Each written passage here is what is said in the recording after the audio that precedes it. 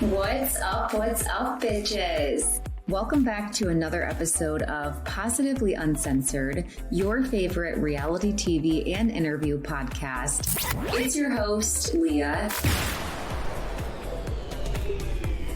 First of all, if you're new here, this will feel like a different type of episode. But if you've been listening to my podcast for a while, then this episode is going to feel familiar because I do talk about politics. I especially talk about my political journey. I've more so talked about my political journey than I have directly talked about like a lot of certain issues in politics, but that's what I'm doing this episode. And I have my best friend with me to cover this. I have Bri from her own podcast, Bri the Black Sheep, which if you're not following already, please head over to Spotify, Apple Podcasts, immediately add it, and also just head over to Instagram. I know you can hear me, so do the things. Hello, follow me. Yes. You're so humble. You're like, that's all. I won't say anything That's more. it. That's all I need from you. Yes. So yeah, the point of this episode today, we're going to be talking about two documentaries that we both watched, and we're also going to be just kind of adding our political commentary.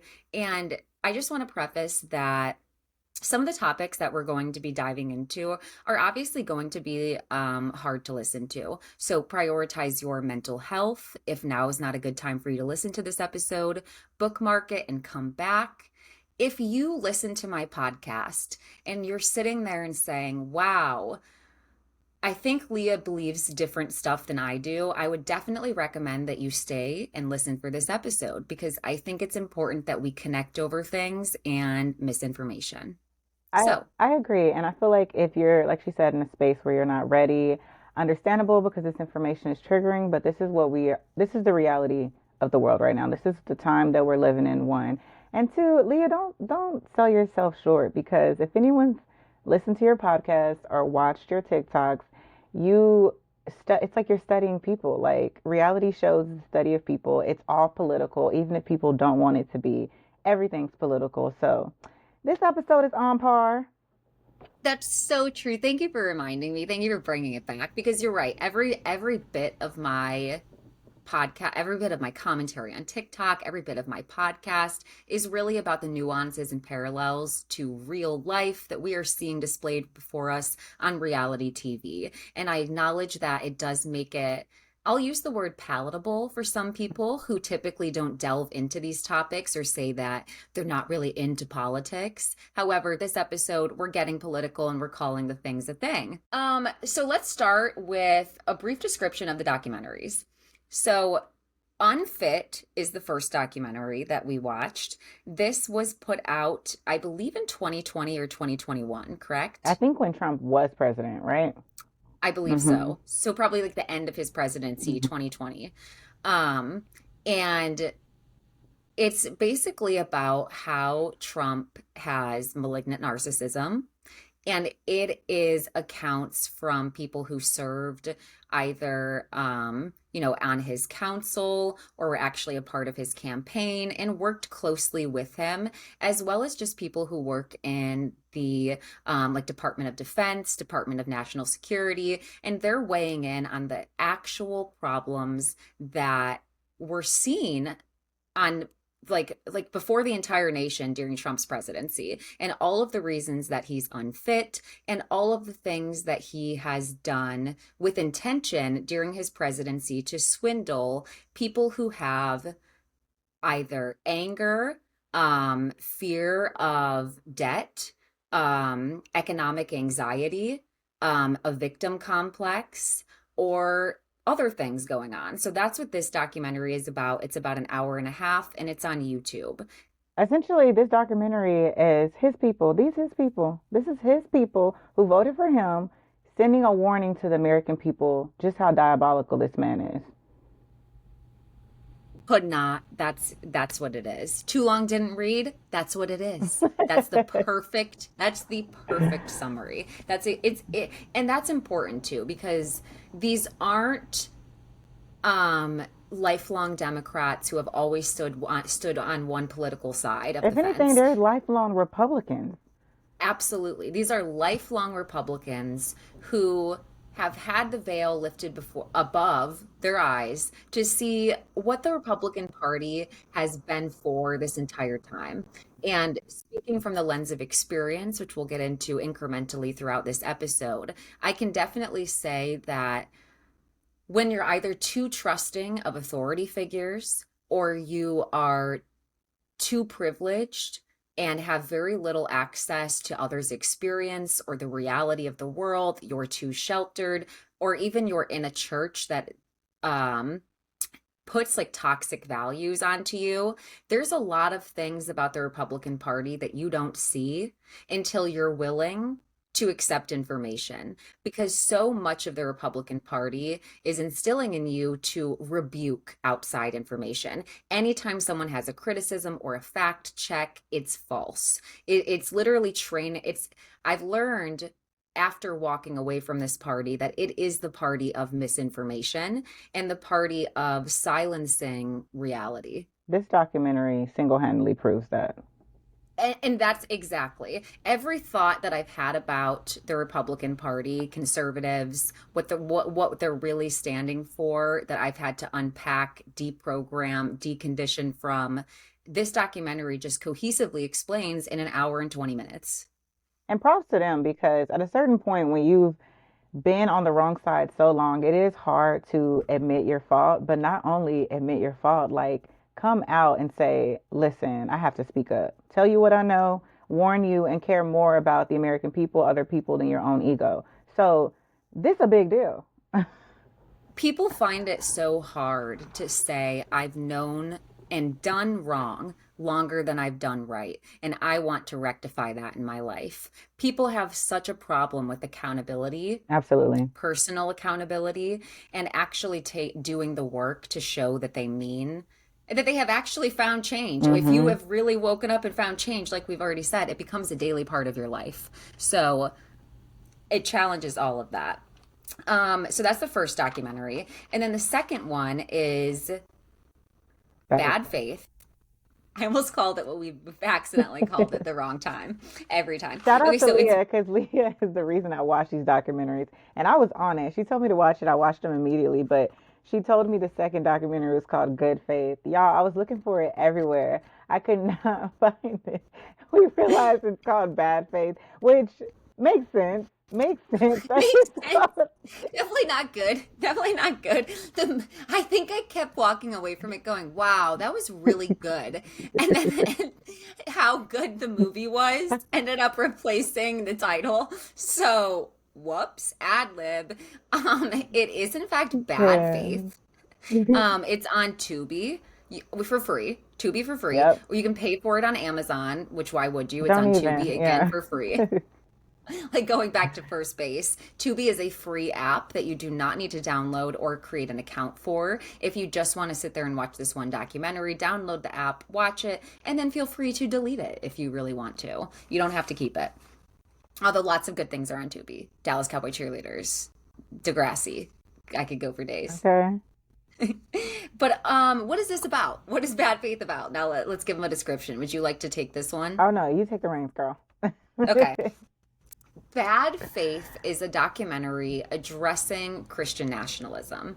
And it's addressing the problem that Christian nationalism is. And I want to make this very abundantly clear. I am a Christian. I have Christian values. My father is a pastor. In no way is this documentary implying that there is something wrong with true Christianity. What this documentary is pointing out is the churches, ministers, and industries that have twisted what the Bible says and twisted scriptures to serve as a political talking point and specifically serve as a reason to hate other Be people, hateful. Yes. to be hateful, a Mm-hmm. license to be hateful, Mm-hmm. when specifically, you know, and I know if you've read the Bible that abundantly God wants us to love others and reserve the judgment aspect for Him. Okay. So already that negates half of what Christian nationalism is.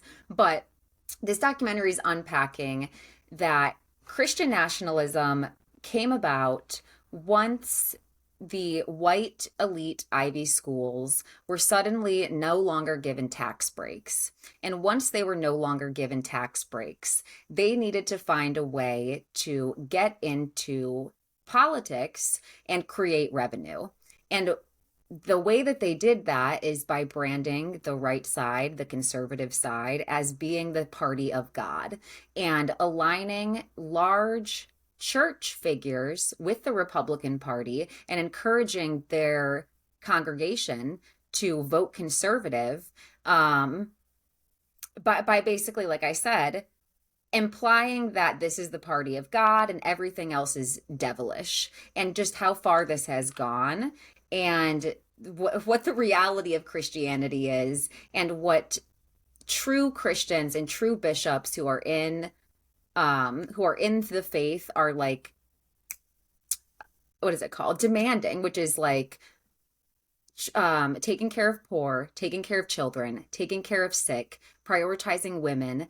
It's not about having every single baby born, because we have to acknowledge the fact that there are so many marriages that are not about love, which is what the Bible implies. Marriage should be about two people in love, and is instead about control or abuse or silencing. So there are already reasons that don't fit into the biblical construct of marriage and people's reasons for children. And I know I'm getting a little deep, so let me bring it back. This documentary is about Christian nationalism. Yeah, and I too was raised a Christian. I as well. So it's not a knock to Christianity, but like even Right. like one of the men on there said, like I grew up Christian, but having the belief of radical Christianism or Christian nationalism. Actually, I think it was a woman at the very beginning who said, making our religion the only religion to the point where you're like murdering people, like genocides over your religion, like that's hate. There's no reason people's religions can't coexist and they can't believe what they believe. Or Christian nationalism is point blank period harmful, hateful, murderous, like devious. There's nothing wrong with preaching a good word, right? There's nothing wrong with religion, but this is to me why as I've gotten older, I got more spiritual than religious, because many times religion is used to brainwash people and get an agenda across. And so this documentary essentially shows how they used religion to push their own agenda. You want to talk about an agenda? Yeah. Yes. And that's a good point. So we're me and Brie are also just going to be recapping some main points as we're recapping the documentaries. And one of the things that I wanted to talk about is how important it is to acknowledge that racism is taught in our institutions. And I feel like this is a good segue to that, because a church is an institution. So is the police, so is school, so is The work. These are government. all the government. Is there any other I institutions? mean, those are the biggest institutions. You know, like when we talk about racism not being like just social, the the institutions and it being institutionalized, this is what these documentaries talk about. Like it was birthed as an idea and it's incorporated into everything, which is the reason why politics isn't just a word. When people say I don't want to get political and we talk about you being privileged enough to escape being political, because politics is basic human rights that people, marginalized people, are fighting for. So when we are breaking down how institutions are racist, that's how it, you know, trickles down into everyday because it's in everything. Yes. And because it's in everything, it's almost like people turn a blind eye to it, or Absolutely. people ignore it because it's so present everywhere that the problem isn't really racism towards Black people, but when it starts to affect other marginalized groups. And I'm not meaning that to detract from any of the harm or the trauma that other marginalized groups face. But in America, You can clearly see instances where when something happens to a Black woman, it rarely makes national news. And then the next woman that it happens to, whether she's white, white passing, from a different marginalized community, it makes national news, and it's the same story. So very rarely is it a wake up call or an issue to most people to dehumanize and mistreat Black people for because of how long it's happened. And the perfect example of that is when in Unfit, everyone was fine with how Trump was and how diabolical he was until it affected the highest social status. So until it affected white men, they were totally fine until they realized Trump is not someone who is going to fight for whiteness. He's not someone who's going to fight for rich white people. Trump is going to fight for Trump. Trump is going to care about Trump. When we talk about malignant narcissism, we're talking about the fact that Trump doesn't care about his own people. This man is a traitor to the American people, to whiteness. And so when white men and white Republicans start feeling like, oh, he don't even care about us, he don't care about our kids. The Republican Party has always been tied to protecting whiteness, privileged people, rich people. Trump showed his ass so hard that he basically said, I don't care about anyone but Trump. So that is when it affects the highest social status, when it affects white men, that's when everyone had some concern. And the biggest example of this is when that man, I don't remember his name, but they were getting kind of interviews with everyone, like, and most people were white men in the Republican Party. There was one guy who was half white, like half Irish and half Filipino. He was the only one. There was a part in there. You want to talk about it? Go ahead. No, tell me. There, I'm saying yes. there was a part in there where they were asking them, do y'all think Trump is racist? Every white guy who was on there who was warning us about Trump said the problem isn't that he's racist. I don't believe Trump is racist. I think Trump hates everyone equally. Women, black people, white people, he hates us all. He just hates anyone who doesn't do exactly what he says. Now, there are bits in there that are true. Trump absolutely hates anyone, doesn't care about anyone, don't care about, I would argue he doesn't care about his own kids, right? He cares about Trump above everything else. The problem is when you're pushing Christian, white nationalism, when you're helping the KKK, when you're calling them the Proud Boys, that is racist.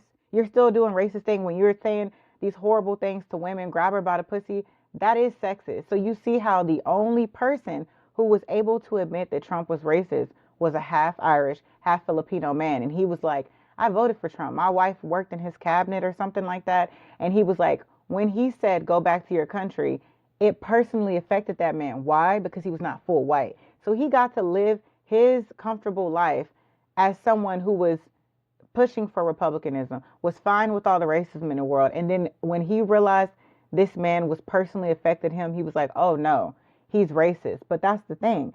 Until it personally affects you, you can't see it. You don't care. So every white man on this panel, while understanding that Trump was concerning, didn't believe he was racist. Why? It doesn't personally affect them.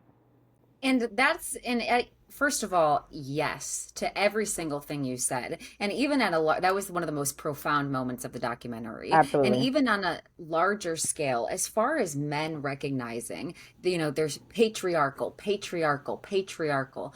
I need men to realize that the patriarchy benefits the 1%, the elite. So if you are a blue collar worker, if you are making six figures, you are not the man still that's going to be benefited from the patriarchy. In fact, you will still be put at a disadvantage. And once men realize that it's truly the top 1%, then they're willing to say eat the rich. And mind you, it should always be eat the rich. And the problem is also conservatives. I specifically remember in Ohio, I was convinced, and going back to my ignorant beliefs, one of the things that they convinced us is that the Democratic Party was the party of money. Okay. And this was evident.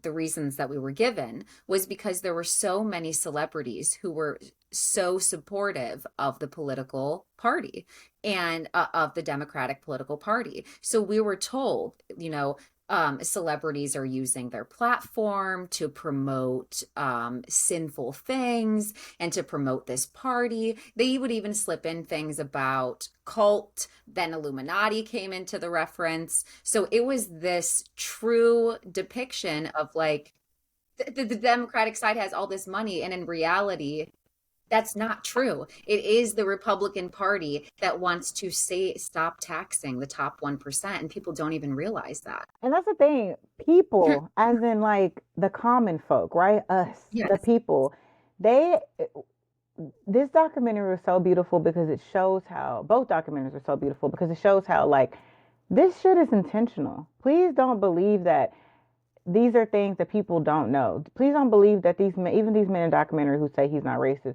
that's because you admitting that he's racist will mean that you have to challenge all the things that you have said in the past, all the beliefs, all the things, the laws you have approved. You just saying that this one man is a problem is easier for you to get this one man out. When it the patriarch affects everyone. That's what I'm trying to get people to understand. And I get what you're saying, like the top 1% are the only ones who benefit until they don't.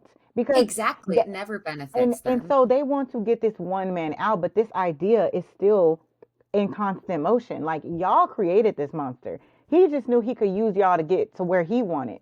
So it's not that y'all won't be affected or won't be still affected by the patriarch. It will just take a longer time to trickle back up. You know what I mean? But you're still going to be affected, but it's all intentional. They know. It's just the common folk are the ones that they have convinced. Like, oh, if you're a Republican, you're fighting for blah blah. You're just fighting for the rich, and you're just being there like you're just doing the labor for these rich people when in fact you're fighting against you having more rights.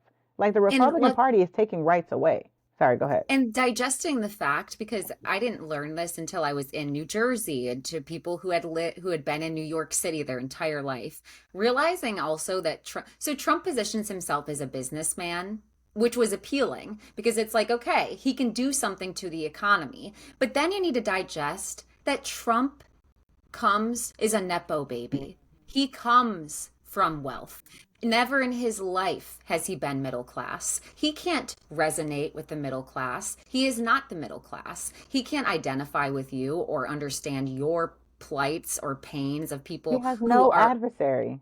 He has Nothing. not. He's Yeah. never experienced poverty. He's never experienced middle class. He's never experienced anything except his very specific set of circumstances, and yet he tries to appeal to the most common American with, going back to what you said, these dog whistles. And that's the thing. Yes. People negate them, but he is intentionally saying them. Trump has realized that it is easy to stir up anger in people. So when he says phrases like go back where you came from on his national platform on Twitter or in a speech, that says to people who have racist values and have been saying those things to immigrants for years, I heard something that I've been saying and I resonate with that. And they said in this documentary, while people don't like to vote for someone that they don't like, they can do it. We can vote for people that we don't like, but a lot of people won't vote for someone who they feel doesn't like them. You know what I mean? And Trump appeals to those people who have this anger and acts like he sees them, and it's because he refuses to call out this despicable white supremacy behavior as bad. 'Cause it, So because he says we've got, some good people over here and some equally good people over here. Okay? So he refuses to label bad behavior as bad behavior, and that's appealing because you don't think I'm a bad person. You would eat at my table when he wouldn't. yeah, and going back to what you said earlier, Trump wasn't even a good businessman. Like the way that they branded him, he was a nepo baby. Him and his dad, they were crooks.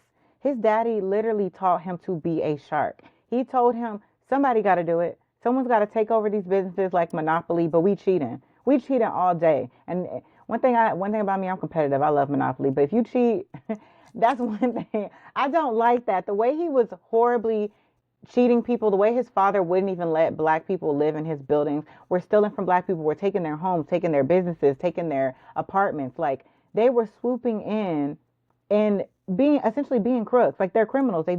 He was raised by a criminal who raised him to be a criminal. So this whole businessman look where he's like appealing to people and trying to like um yeah, trying to appeal to them. It's like it doesn't really work because he was already a crook and a criminal. And then they showed how they rebranded him a Christian. He was never religious. They rebranded him a Christian specifically so he could appeal to Christians.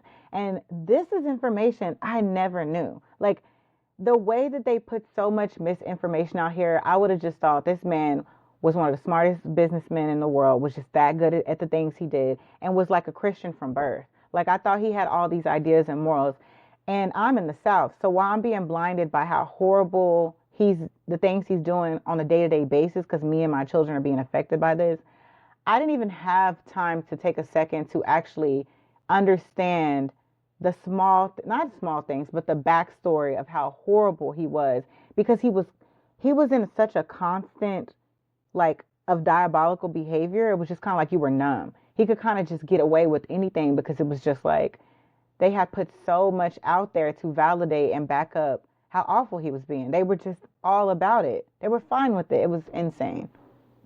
And I want to go back to when Trump says go back to where you came from. I want to go back to a specific moment. So going back to when I was misinformed and I had voted for Trump, I remember um, when he in 2017, so immediately I had disdain for him and never realized that that was the worst decision I could have made.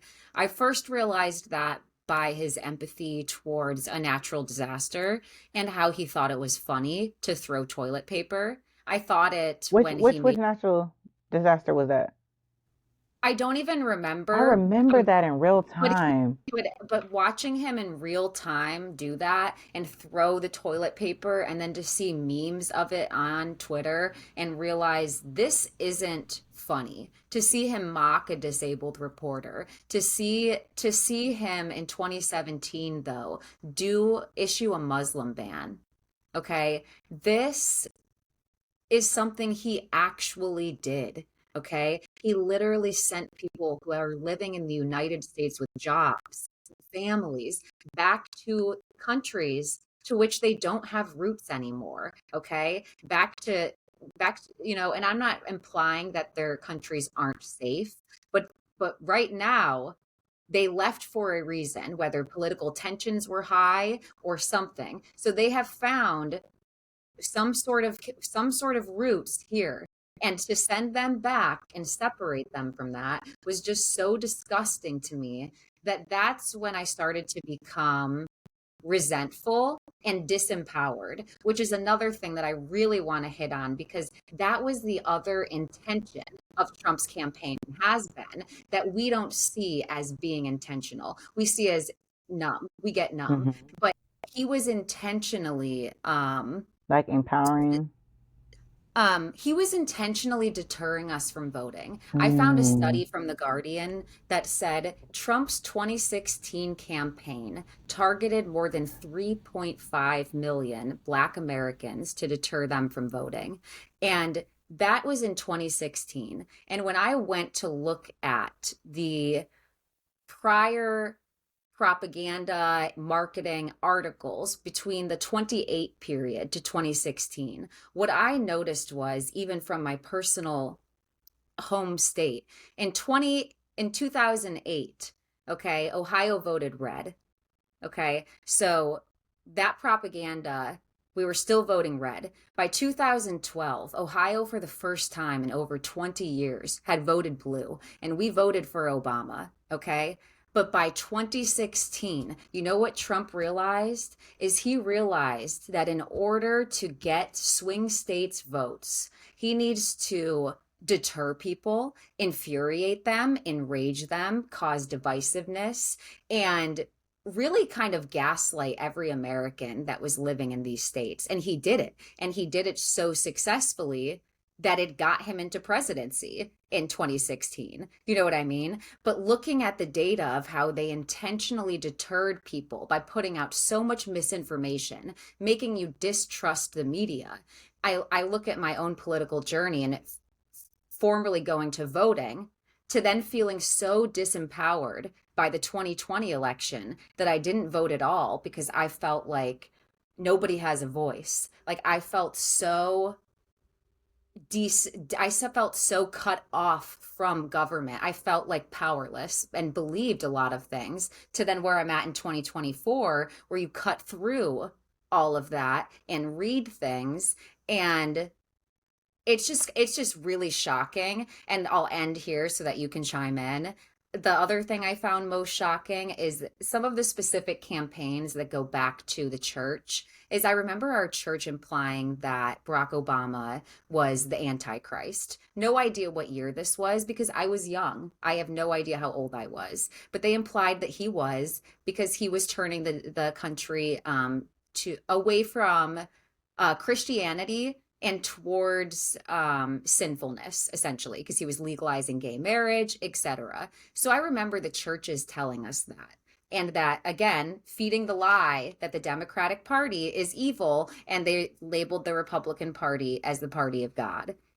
But I look up to Twitter and I went to online and I see churches from Ohio, from Kansas, from Texas literally posted news articles to their church congregations with the title Obama is the Antichrist. He's trying to win your vote for our nation. And even this thought permeated people so severely that I went to Twitter 5 days ago. People are still saying that Obama is the Antichrist. Like this misinformation and fear that they put into religious people, which is really just a mask for anti-Blackness and racism, is crazy that they convince people of that.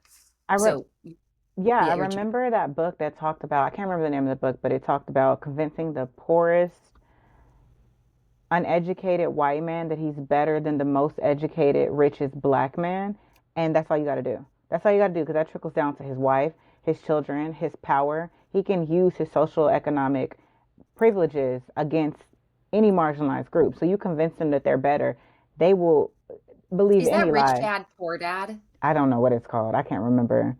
Someone recommended I read the book, and when I read about it, I felt so disgusted by it. I was like, and it was said to me as a motivational book. Like, like if you want financial success, you should read this book about, and they recommended Rich Dad Poor Dad. So that's why I'm wondering if that's what you're talking about, because the difference was the mentality, which is basically the bootstrap mentality, which is stupid. Yeah, which is stupid.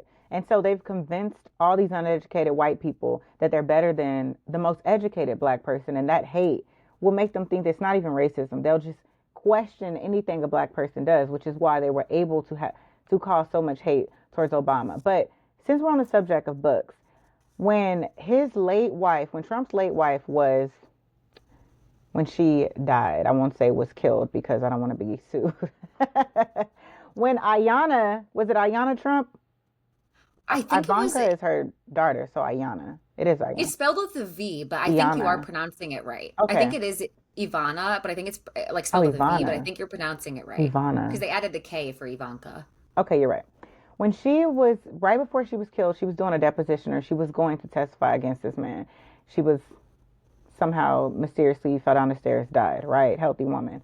And she talked about in her divorce papers how Trump would she would find him constantly reading books written by Hitler, people with the same ideology. She said he was obsessed with Hitler and Hitler's ideology. So it's very on brand and on par for these men to compare him to Hitler. One, two, they talked about in the documentary Unfit that I don't like when people call Trump a buffoon, when they make these cartoons about him, when they try to make like him being a joke. This man is actually extremely smart. He's extremely politically motivated and diabolical in a way that calling him a buffoon and calling him dumb or calling him a joke distracts from just how intelligently evil he is.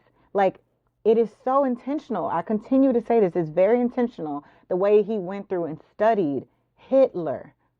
Hitler. And I remember I was watching this with my daughter and I was telling her about how when he would say things 3 times, he got that from reading about Hitler. If you say something 3 times, it sticks.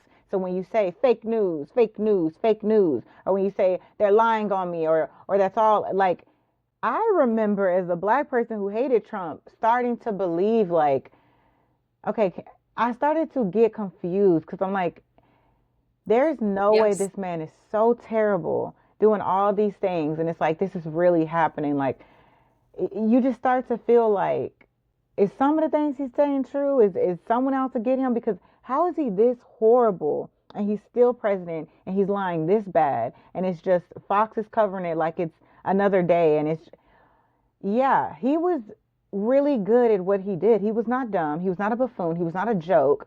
He seriously had an idea, like the man in Italy, scared enough people. That man, the dictator, the prime minister in Italy, scared enough people with one idea. Only 20% of Italy was in favor of him, but he was able to move his way up and then be a dictator for however many years, change the entire philosophy of Italy. That is essentially what Trump is doing or continuing to try to do. Like, it is On that very note, intentional. I want to play a clip for them because that exact part that you just said, which I was so hoping you were about to hit on because it sounded like you were going there, I'm going to play the clip for them because I recorded that exact sound bite that you just talked about. There are times in history when figures appear who are able to coalesce existing hatreds and anxieties that exist in a culture and form from them a movement through rallies, through propaganda, through promises to them. We will be ending the AIDS epidemic and curing childhood cancer. Only they know the truth. Only they can fix the problems. We are finally putting America first. So that's exactly what you were just saying, first of all. And then they went on to say that there's a name for this. We as humans, we love to think that our brains are so are so complicated and that we can protect our brains. But in fact, we're not. Kind of simple. Okay. Our brains are so malleable and vulnerable. That's why cults exist. People often shame people who have left cults and say, well, I have a stronger mentality than you do.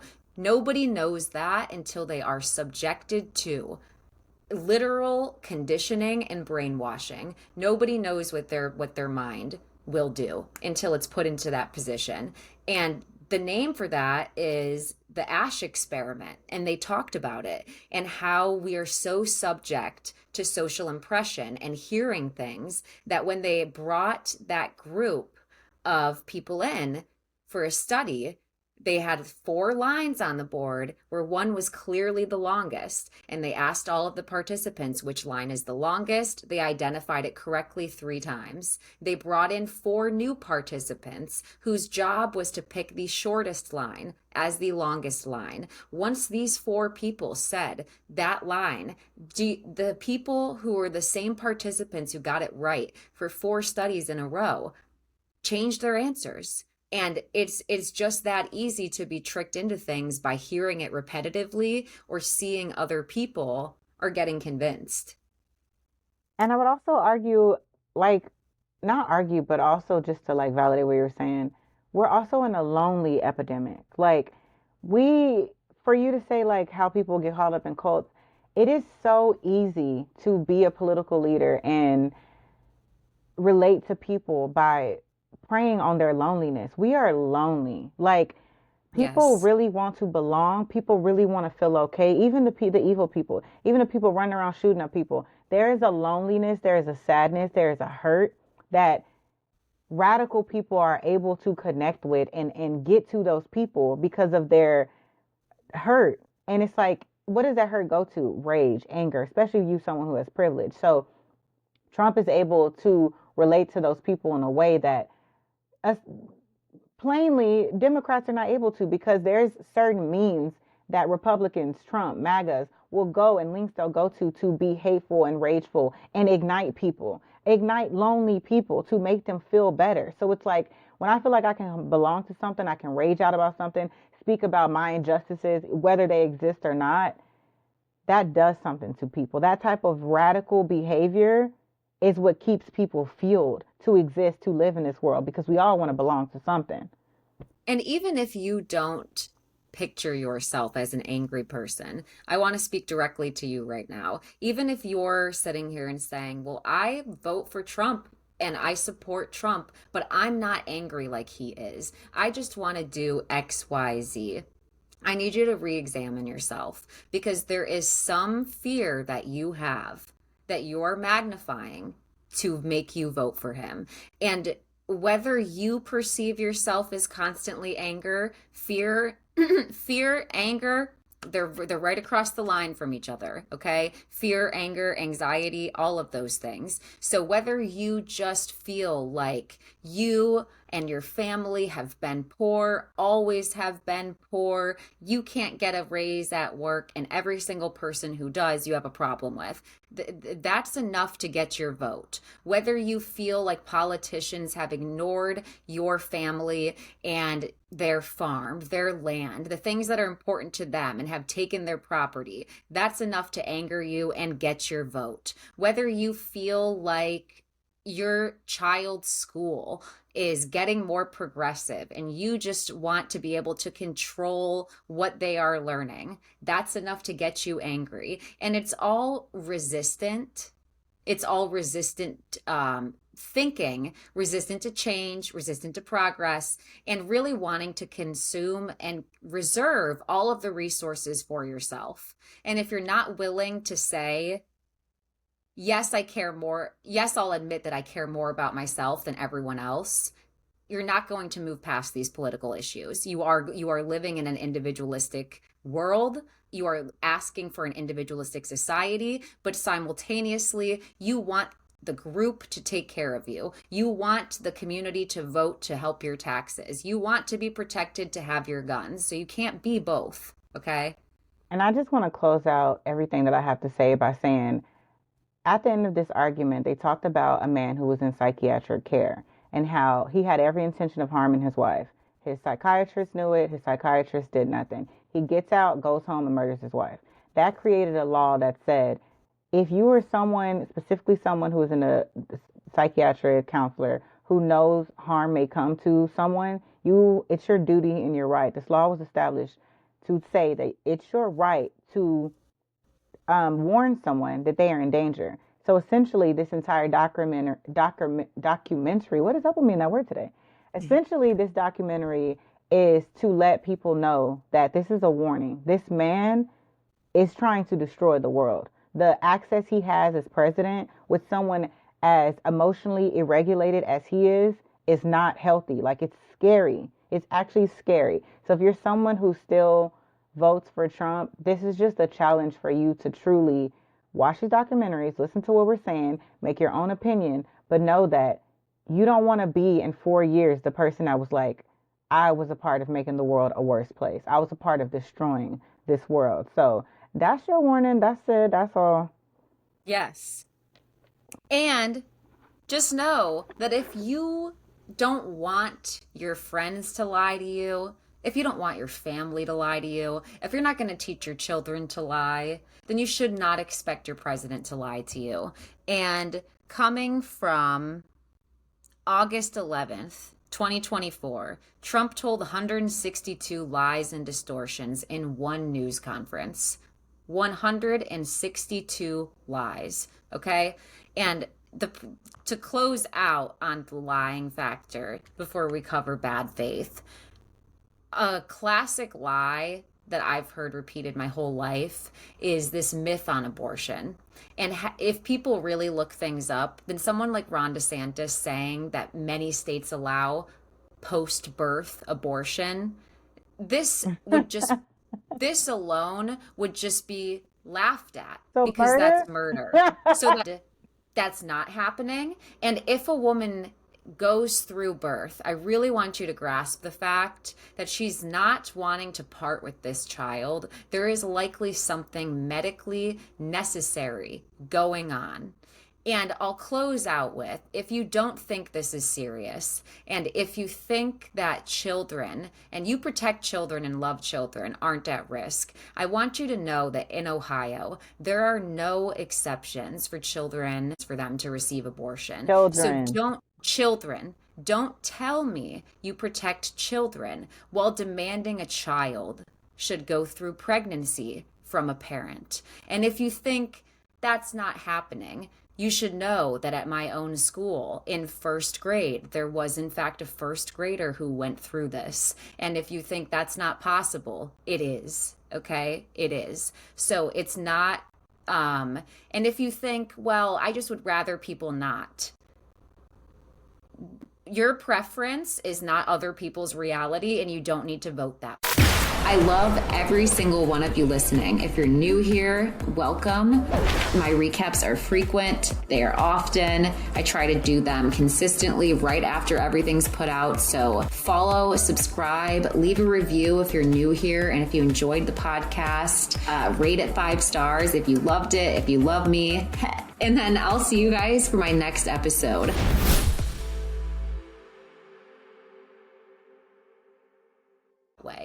I think you'll be scheduled program. Back to the regular scheduled program.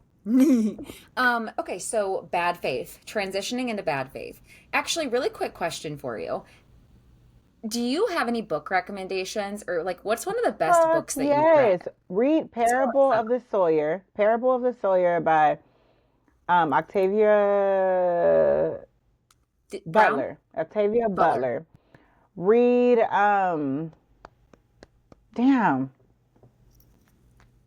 Rest is Resistance. Who is that by?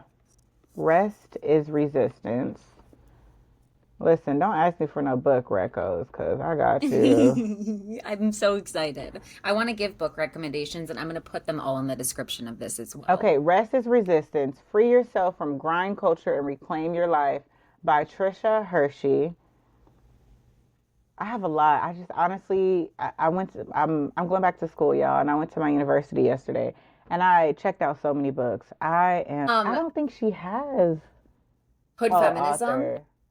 Oh, Hood Feminism, absolutely. Go read that by Mikki Kendall. Mikki Kendall. I love me some Mikki Kendall too. I follow her and I love her. Also, I have not started this yet, but Chimamanda Ngozi Adichie, I hope I'm saying her name as well as I can say it.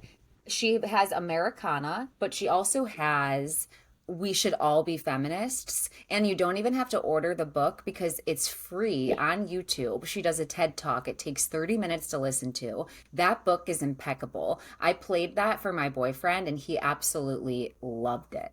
Like, he loved it as well. And then Angela Y. Davis, Freedom is a Constant Struggle, Ferguson, Palestine, and the Foundations of a Movement is my next read. What year did that come out? This was, I believe, in 2012. And she wrote about Palestine in 2012. It's been, these two movements have been intertwined for a very long time. And so I want to understand more about that so I don't let any propaganda I'm seeing come onto my timeline and misinform me. You know what I mean? All I know is there was this dope ass TikTok that was like, as we close out the end of our experience on Earth, I just want y'all to know that Bell Hooks was right, Angela Davis was right, Octavia Butler was right. Like, they were naming all these authors, and they were like, they were prolific as fuck. They were absolutely right. So I'm like, girl, 2012. And Plato's literature used to scare me back in early college. Plato in Unfit, they quoted Plato at the very end of that documentary, and they said that he predicted thousands of years ago that democracy would always try to go back to an autocracy because people are individualistic. So seeing that, and do you remember Plato's, it was either Plato or Socrates. Remember reading that story about the guy who lived in the cave and it was dark all of the time? No. I remember Socrates, but I don't remember that. What was Go ahead. What was the gist of it? I don't remember. So that's what I was wondering.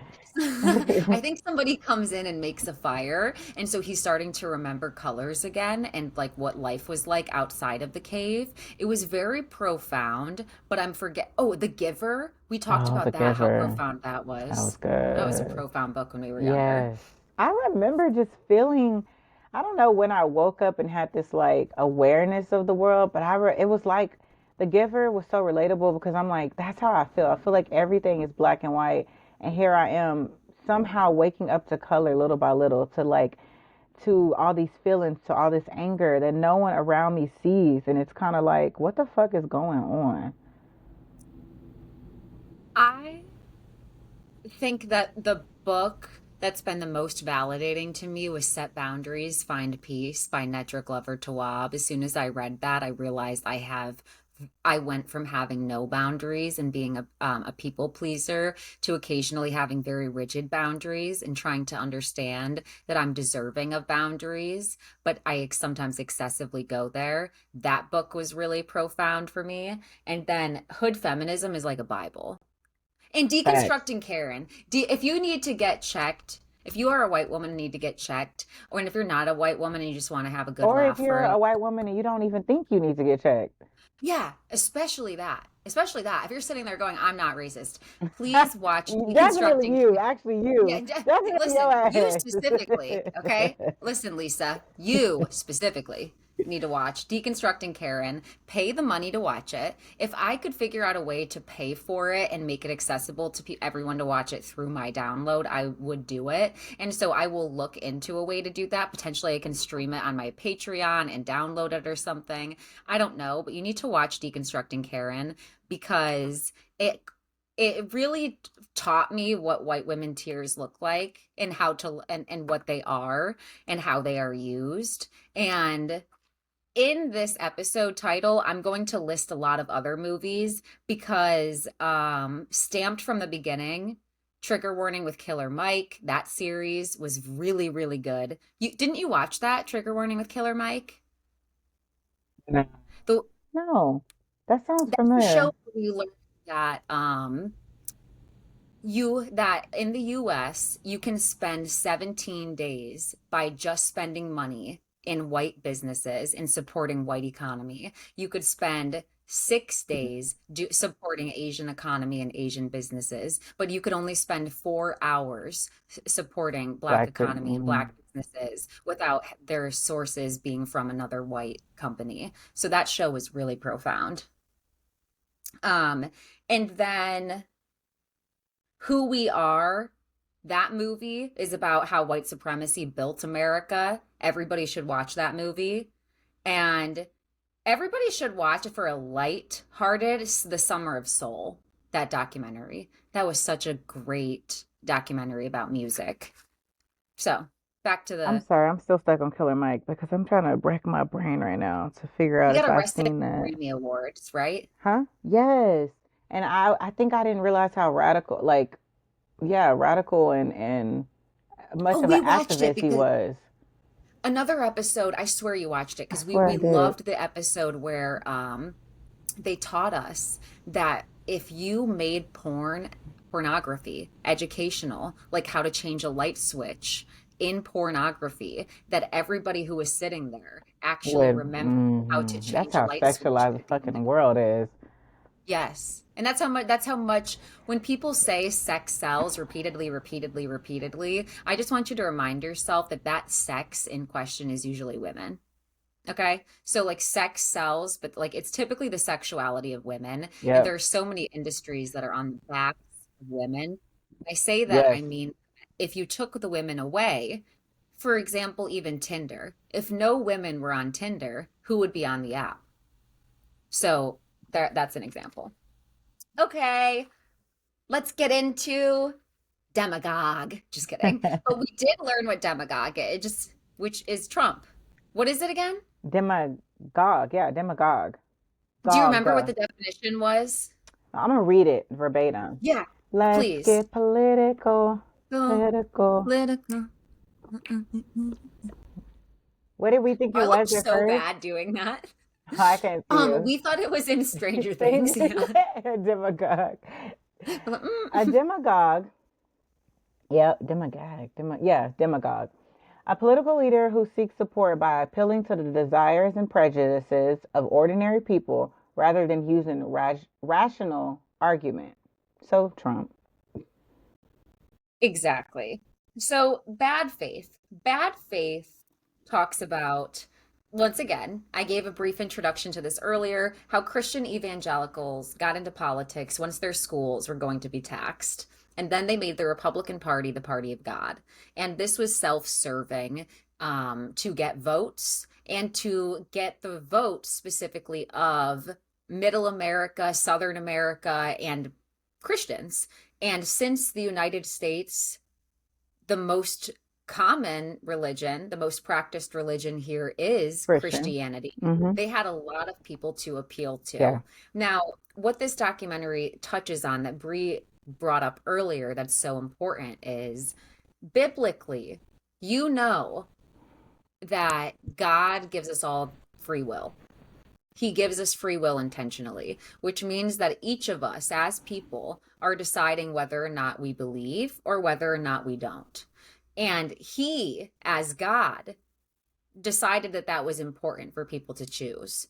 So people taking away that and deciding that Christianity needs to be the only practiced religion and the only acknowledged set of morals that the US has negates directly what God says that we need. So this documentary really talks about that through, and it's not just from political leaders. There are a lot of reverends, bishops, pastors who are chiming in and saying, God says protect the poor, protect the sick, protect women, protect the hungry. And the Republican Party is currently the party that would like to get rid of Medicare, cut Social Security in half. One that had a problem. I distinctly remember people from Ohio having a large issue with Obamacare when prior to Obamacare, I think if you even had, now don't quote me on this particular fact, look it up yourself and see what disqualified you. But prior to Obamacare, I'm almost positive that a retinol acne treatment was enough for you to get denied chemotherapy and radiation.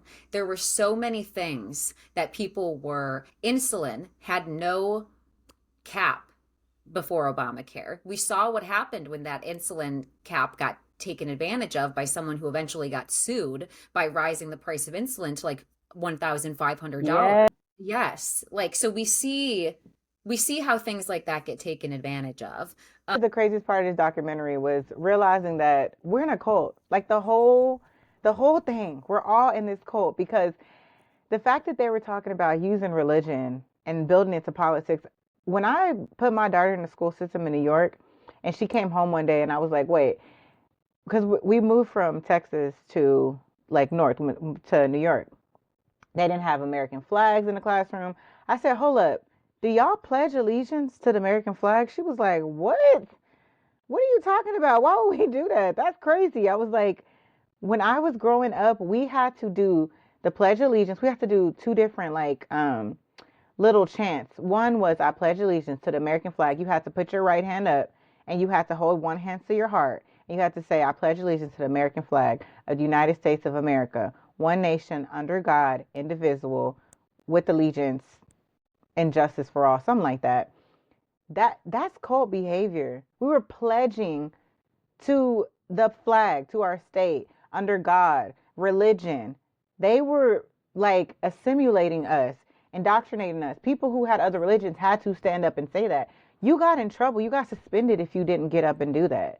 Like, to know that we were doing that and all through elementary, all through middle school, all through high school, and that was the morning announcements that was put into our bodies to believe and for us to feel like they were doing it from birth.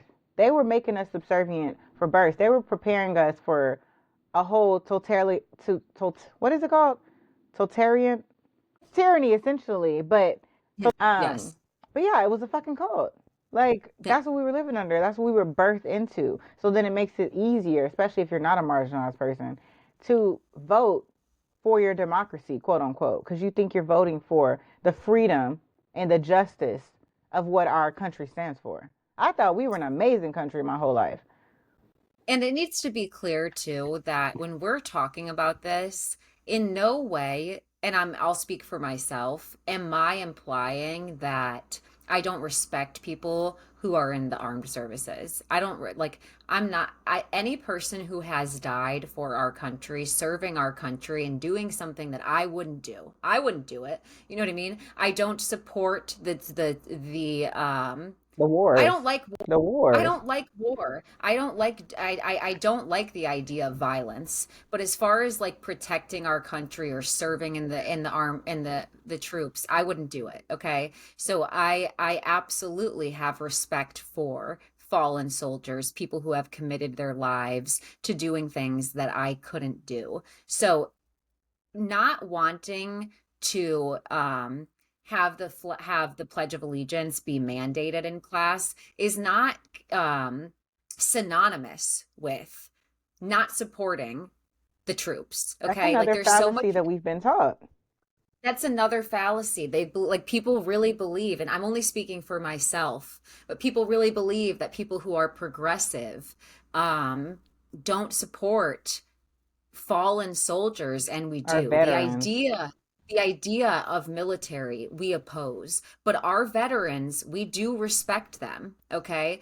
Or at least I do. I'm not going to speak for Yes, everybody, but you we know. know that the Republicans don't. We know that a whole bunch of veterans are on the street right now. We know a whole bunch of veterans don't qualify because either they didn't care about their mental health, they didn't care about traumatizing them.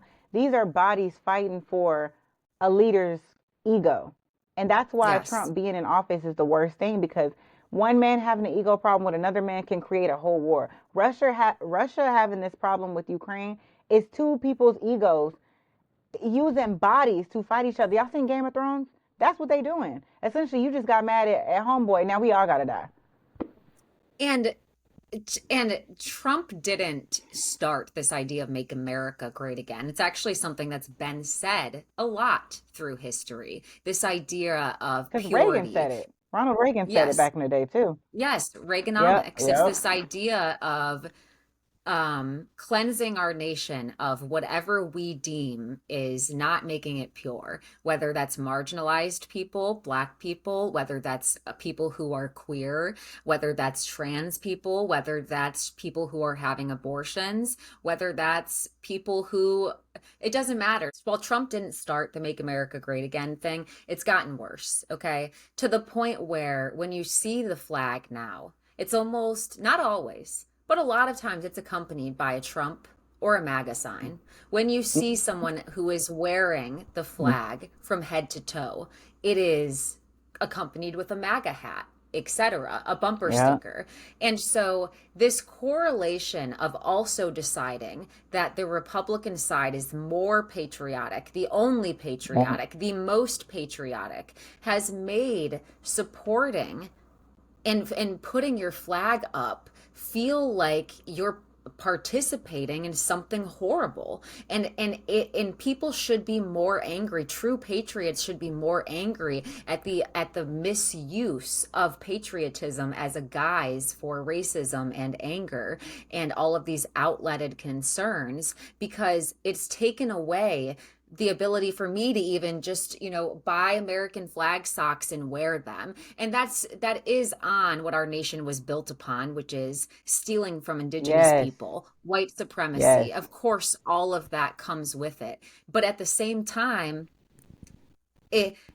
because things aren't changing and we're regressing as a society with people saying those things out loud, Trump has given permission to people to make uh, socially unacceptable things. People that were like, we were progressing and saying that's not PC for a reason, that's not socially acceptable for a reason, to be more encompassing of all people, and he's against that. Like he is everything opposing that. And I'd argue that some patriots are upset. To their credit, some patriots are upset that they can't Right. wave their flag and it mean standing for the country. They can't wave their flag and it mean I'm a good old patriot. Like They want their good old racism back. They want their Yes. cute racism back. They want America to be as, what is the word? As they want the image back. So those men who were sending the warning, yeah, the documentary was brave, but that's because they want their version of being a Republican back.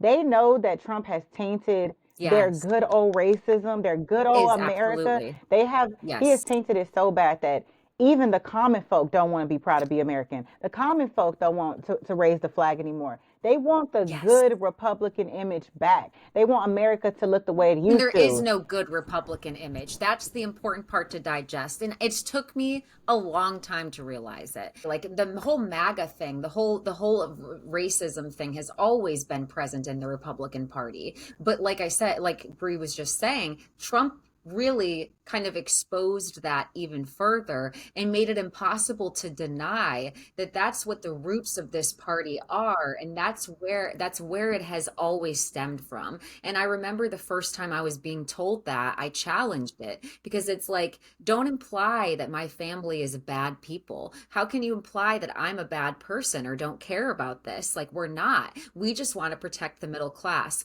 Honey, you're not protecting the middle class. This is what's happening instead. And, for me, because of how I was raised to be open. And while my parents are conservative, I was raised to be open-minded, open-hearted, and that's how I moved through like, don't convince yourself that deciding and voting on women's bodies is really about protecting unborn children. It's about controlling women. Don't convince yourself, okay? Because the second that men's bodies or their health care would be a government issue voted by anyone other than men, they would have an issue and a rally cry of sorts amongst each other as men. They even get men get put to sleep for ultrasounds of their prostate. Women have to go and have painful gynecology sessions and insert IUD, pregnancy, labor with nothing. You know what I mean? It's just a disguise for not caring about women and controlling them. Love this point. Love everything that you're saying. And I'm about to get really into the nitty gritty of this all and talk about my favorite topic. One, my body is not a political playground. Two, this is all about what I study and what I talk about all the time. None of this is about religion. None of this is about a political party. None of this is about Republican, Democrat. This is all about power and control. This is about the top 1% and the rich controlling the entire world. And they fucking do. They absolutely control the entire world. That's why you see all these corporations owning literally everything. Like Killer Mike was talking about, you can only go a certain amount of days without giving to whiteness. You could probably only go a couple seconds without giving to the 1%. It is almost impossible to not give to the 1% because they control everything. Everything is about power and control. And if you let the highest social status, but which is white men, believe they're above everything else, then they will do the work for you. So then it becomes about, oh, sexism and we're fighting back and forth. Then it becomes about parties and Democrats are fighting against Republican. Of course, I'm a vote Democrat, but if I'm really talking about it, I want to tear the whole system down because it all is just about the richest people putting their money in the backs of all these differences so that they can continue to control us because they absolutely do. They benefit from this capitalistic society that they benefit from needing our money, from taking our money, just taking more from people who already don't have it. And just to say too, it's not just the men, okay? White feminism is not feminism. Wait, newsflash, if you're just now saying to yourself, as simultaneously, if you're just now woke up and said, now that this affects me, I don't want my body controlled. I don't want to have to report whether I'm on birth control to the government. I don't want to have my cycles tracked by the government. If that's your wake up call, that's white feminism, okay? Because It's now affecting you. That's what it took to wake up. You don't care about famine. You don't care about people who don't have enough to eat, which is another feminist issue. You don't care about sexual violence. That wasn't an issue. You don't care about police brutality. That wasn't an issue against women. You don't care about gun violence's effect on women. So you care specifically once you're affected in your bubble, and that's a problem. That's not truly supporting all women either. You can't call yourself a feminist. You need to unpack that. Agree, because you had the privilege of all this time it not affecting you, so it affects you now. And it's like, And go ahead. that's Mm-hmm. and that's the privilege part. Like I really wanted to hit on that as someone who went to a mostly white school and lived in a town where there are mostly white people. It's first of all, it's a privilege to not be aware of issues. It is a privilege. But just because you're not aware of issues doesn't mean they're not happening. And you need to sit with the fact as well that in order to find issues, you have to be searching for them, because police brutality and the taking of black lives isn't just reported on every night on the So you news. have to be In fact, experiencing it's it. exactly. So the communities who are experiencing it know about it. They say those victims' names. The people who don't aren't talking about it, aren't paying Mm-hmm. attention, or of the impression that the police are still there protecting and serving just them. So it's a privilege to not pay attention to these issues. But just because you don't see them doesn't mean they're not around you. And you need to not only think about the fact that how would you feel if your family's tragedy is at the bottom of the news and you have to go searching for it and nobody cares? I think it Like all I of think that. it's harder too because for people who have so much privilege, you literally cannot imagine. You don't care because it wouldn't be me. I wouldn't have to go through that. I would never, nothing would ever happen to me that wouldn't be reported because I'm white, because I'm privileged, because I'm rich, because I have the resources to pay private people to investigate things. So it's like there's a level of empathy a lot of people won't get or understand until it hits them because they just don't have it. It's like, I don't have to think that way. I'm not structured to care. And that's why you'll see a lot more white women wake up before white men. But also, like you were saying, how scary white feminism is. I was just in my in my communications class yesterday, and they were showing videos of all these white women in the KKK doing marches. It was just white women, like they were doing all these marches. And where you guessed it, Ohio. Yes, and so he was showing us all the images, and I'm like, they really have ignored and not displayed just how terrible white women were during the movement to help. Because you really think that a lot of them just tie themselves to white men and what their white man does, but a lot of them were just as vicious and especially socially. So white feminism is extremely dangerous because y'all want to fight for y'all as in white people, like white women, Yes. Yeah, yeah, yeah. want to fight for white women's right to have as many rights as white men. You don't want to fight for like the shit to be torn down. You want to battle with the white man so you can have as much privilege. You want to fight your way up, not to even the playing field and bring them down and everybody be equal. You just want your group to fight up. That's it. And if you're with a man who if you're in a heteronormative relationship and if you're with a man who just constantly speaks negative things, every day is angry, always talking about things, and you think that you're safe or you still call him nice, you're wrong. You need to Absolutely. wake up, because you're not safe. Things aren't okay. And there are so many women who become worse because of the extremism of their husbands and of their partners. And specifically recently, I've seen so many men get more extreme, get more emboldened. And that is problematic because it's indicative that they are facilitating more and more hate. And that should be concerning. It's just not normal to walk around with that level of hatred. It's not. Or that level of privilege to where you want to be hateful. And I guess we'll end with this because we've unpacked pretty much everything, unless you have more thoughts that you'd like to add that we've missed over. But another thing, and going back to the Unfit documentary that was really interesting, is I understand in theory the people who think that they need a powerful, strong man. I understand you, okay? I Same. understand that it's primitive programming. Hmm. I understand it happens with animals. I understand it happens with people. I understand that you feel powerless and you want to preserve yourself and group preservation, and you're scared. I understand that. But we need to acknowledge that fear is when you make the most impulsive decisions and you don't think logically when you're afraid. So when you're afraid, a lot of things are going to be magnified to you, and reality really can't be processed because you're just in fear mode all of the time.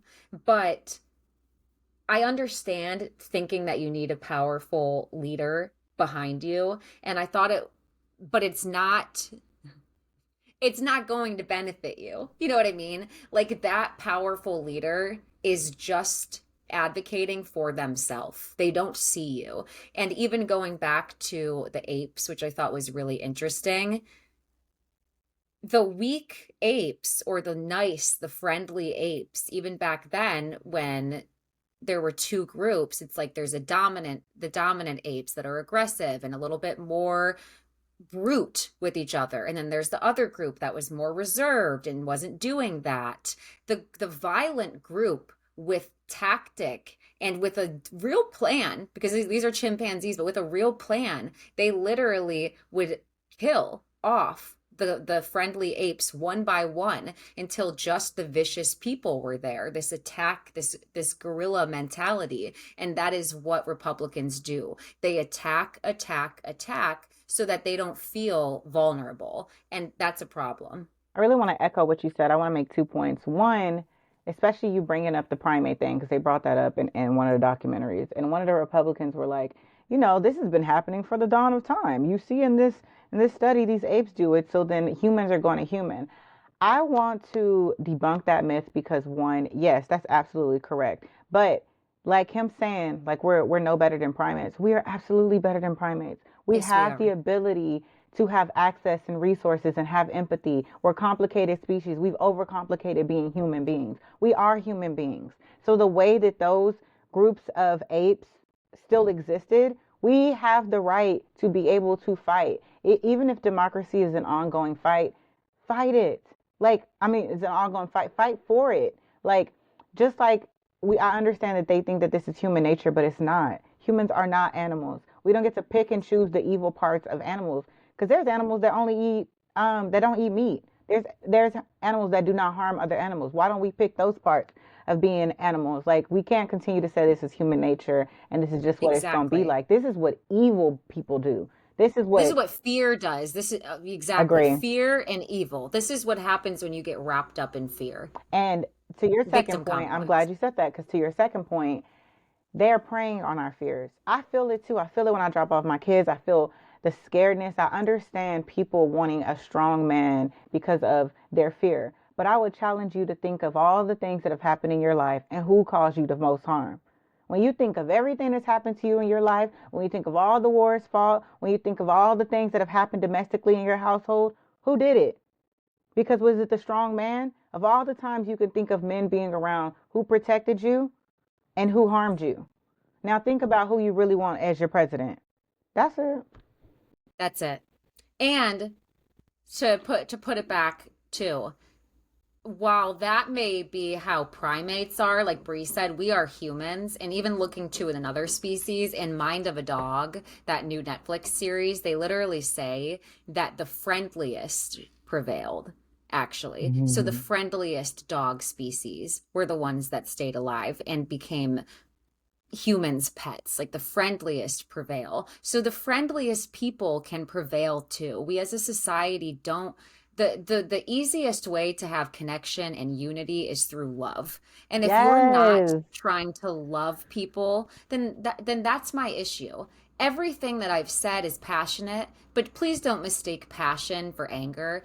All I care about is loving people, equity for everybody, seeing people, protecting groups, from hateful language. I truly just want to love others. So when I see people passionately hating, that's a problem. Like, it should be more of a problem to people. Friendly. And I would say the opposite of her, because be angry. Because I think anger is a rational feeling. I think it is totally fine to see what's going on in the world and to be angry and to be riled up and to do good things. To get angry and to use that and fuel you to vote or to go out and help people, to get so angry that you want change for the world. Because it's not necessarily negative to be angry, but like Leah said, it's not necessary to be hateful.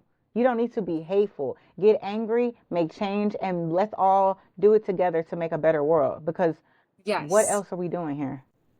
Let your anger mobilize you, but don't let your anger make you hurt Yes, others. That's the thing.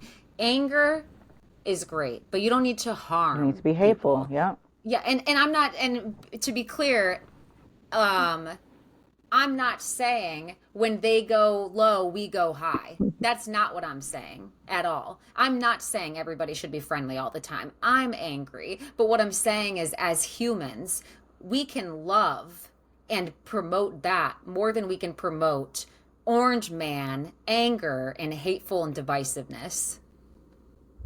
That's it. Period. That's it. That's the message. So, in this episode, I hope that you guys got something from it. I hope you were able to take something away. Unfit is on YouTube for free. It's an hour and 20 minutes. Type in Unfit documentary. Good. Oh my God, I almost called the wrong thing again. Bad Faith. Oh my God. Bad Faith is on Tubi for free. That's the only place I'm going to tell you, because free. And then I'm going to put the list of books that Bri and I talked about in the description of this episode. I'm also going to put some resources and links of things that we talked about that people may go, is that really true? Yeah, here you can go check for yourself, so that you guys can do your research. Again, this is our feelings. Do your research, but hopefully you feel enlightened by this. Anything you'd like to add? For the free education, you're welcome. You're welcome. You're welcome. At least leave us a nice review. If you leave a snarky review, go fuck Go fuck yourself. yourself. When they go low, we go to hell. Yeah. See you in bar. See you at the bar in hell. Okay.